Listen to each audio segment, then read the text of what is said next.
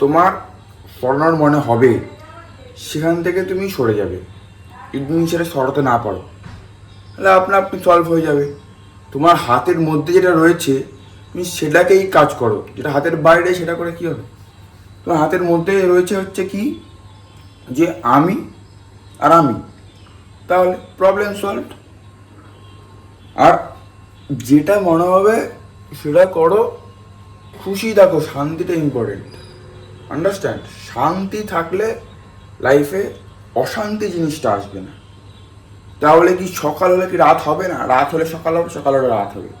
যেটা তোমার কাছে আছে সেটা শান্তিটাকে বজায় রাখার চেষ্টা করো। অশান্তি আপনা আপই আসবে আর এসে ও চলে যাবে।